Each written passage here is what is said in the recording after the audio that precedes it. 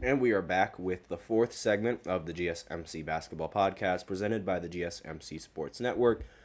And in this fourth segment, we are going to be continuing with the Cavs drama. As we know, there's been a lot of, chatter, a lot of talk around the Cavs potentially trading either Garland or Donovan Mitchell, needing to choose between one of those two guards to lead the franchise. There's also talk that the Cavs organization doesn't want to trade those two guards, and there's all sorts of comments going around about how, the coach that they previously had wasn't a really good coach. All this, it's just all sorts of drama. And here we have an NBA analyst proposing a trade that would send Darius Garland all the way over to New Orleans to the Pelicans in exchange for Brandon Ingram. Now, up Dragos in the chat, he says he's a Celtics fan. I mean, seems like everybody's a Celtics fan now, at least everybody that I talk to. And so this trade proposal, it seems out of the blue. Obviously, this is not an official trade proposal. This trade between Garland and Ingram, it's literally just a proposal. It's not official. It's from an NBA analyst, but I just wanted to talk a little bit about that because both of the organizations have been in talks of, trading, not like together, but like respectively. There have been talks that have been surrounding Brandon Ingram might get traded, and with the Cavs there were talks saying that, Garland might be the one that gets traded on the Cavs, even though that the Cavs don't want to trade either of those stars. So the trade is literally, it's as simple as a player swap along with a pick. So New Orleans is going to receive Darius Garland, and the Cavs are going to receive Brandon Ingram along with a 2025 first round pick via the Lakers. Now, the Pelicans, they're interested in acquiring Garland, and the Cavs are interested in acquiring Ingram, which is why this trade proposal was even put up front there. These are these are sources that told Hoops Wire, so it's like, take what you will with these sources and whether or not you believe they're valid, whether or not, because we have no idea whether or not these are valid or whether or not these are just rumors and whether they're just generations or whether there's any truth on these sort of things, because now with the Cavs story, I'm not entirely sure like which is true and which isn't true, because here we have on one end where it seems like, Darius Garland is rather unhappy in the situation and the Cavs are willing to trade him, and then we have on the other end where we find out that the Cavs don't want to trade either of them. So it's not really, easy to follow exactly what side of the drama is true, what side of the drama is all just rumors, and what side is, going to be reality. It's not easy to decide. Now, Dragos, he said he supports the Celtics since, Kevin Garnett with Rondo and, Paul Pierce and Ray Allen, all of those guys. So yeah, it makes sense. And like that team, it was arguably the best team that the Celtics have had in a while. Apart from this one, assuming that they win the championship, so we're going to see like what happens in the series. Now, Ingram, he averaged 20 points, 5 rebounds, 5 assists, and he shot 49 from the field and 35% from 3, as well as 80% from the free throw line. He'll make 36 million next season in his final year of his contract. Garland, he averaged 18 points, 6 assists, 1 steal, and he shot 44% from the field, 37% from 3, and 83% from the free throw line, and he'll be making 36.7 million next season. Now, according to, this is a quote from Hughes. He said Ingram would give the Cavs a player type they've long sought, a rangy combo forward who can create his own offense. Hughes wrote Garland could slot in as the pure point guard and 3-point shooting threat New Orleans needs alongside Zion, because I'm assuming that, like, since CJ McCollum is sort of like, he didn't really play point guard before when he was on Portland with Damian Lillard. He was more so the shooter. And I feel like the Pelicans, they're trying to find that true point guard, the one that can make the teammates around make the teammates better. I feel like that's sort of what they're trying to look for, as opposed to a point guard that can get a bucket. Even though Garland, he can do both very, pretty well. I was hoping he would be a little bit better at putting the ball in the hoop, but that didn't really happen that much this season. So this deal comes with some potential sticking points for the Pelicans. It doesn't address their lack of rim protecting center unless you want to expand it to include Jarrett Allen and CJ McCollum, and would almost certainly have to be rerouted in a separate team.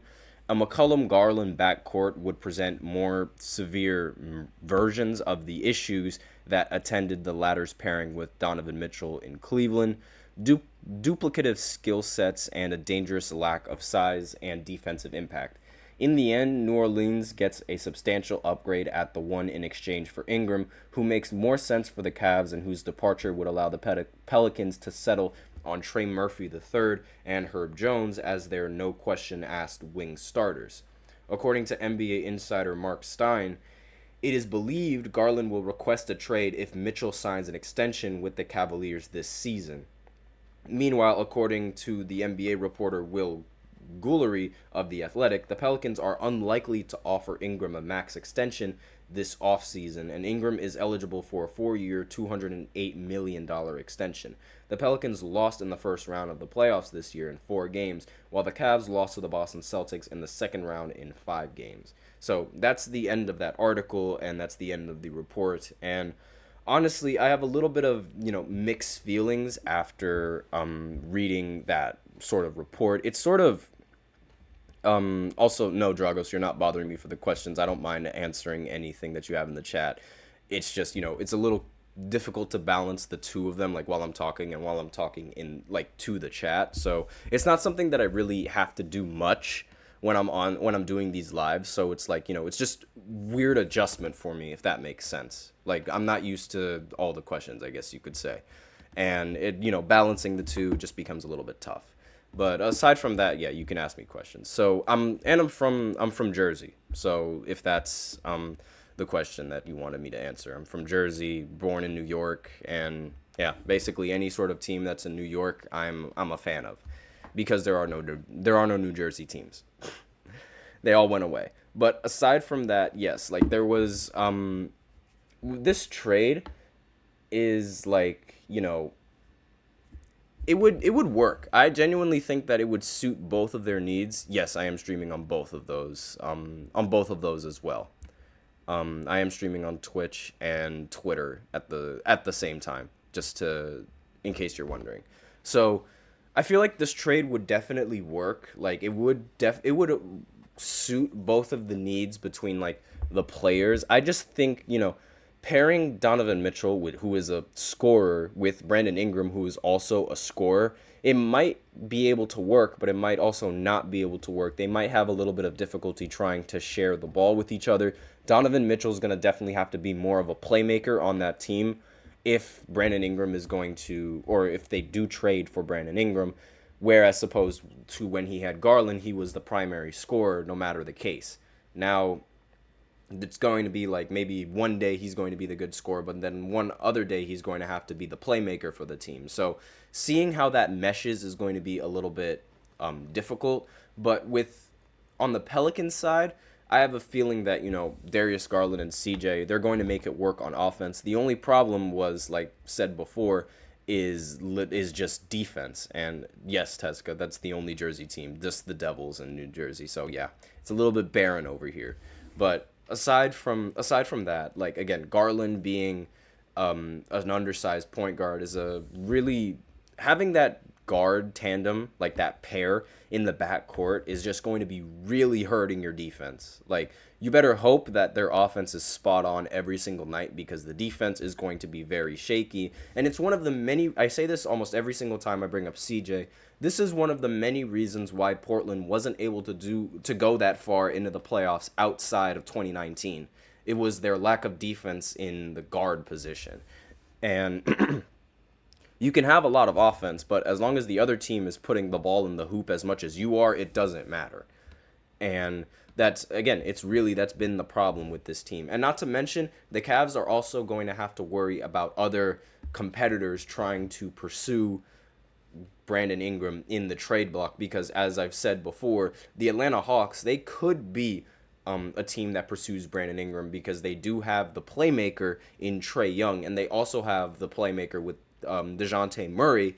And, that trade could be a little bit could have much more value. Like trading DeJounte for Ingram could wield you much more value than trading Garland for Ingram, in my opinion. Because DeJounte is, he might not have the offense that he might not have the offense of Garland, even though I think they're kind of on par in terms of offense. He will have the defense, and that way you can ensure that both of the guards, they're pretty competent in what they need to do. You'll have that two-way guard at the point guard, and then you'll have the scoring guard at the two with CJ. I think that's a much better fit than having Garland there. But that's basically all I had to say on this fourth segment. So now, actually, before I go into the fifth segment, I'm going to answer this question or whatever it is from Dragos. This comment, I guess you could say, if you pair Donovan with Ingram, it's like pairing young Westbrook with young Harden at OKC. I mean, it will not work. I mean, you can't really say that it didn't.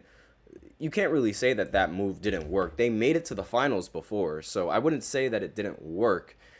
I'm just going to say that it might not. Like, just there's a possibility that it might. That's all I'm going to say on that. And with that, we are out of time for this fourth segment. So now we will go ahead and go into the fifth segment, where I talk about what we should expect from Game 2 of the NBA Finals based off of the Game 1 results. And I will be right back after this short break. Be sure to stay tuned.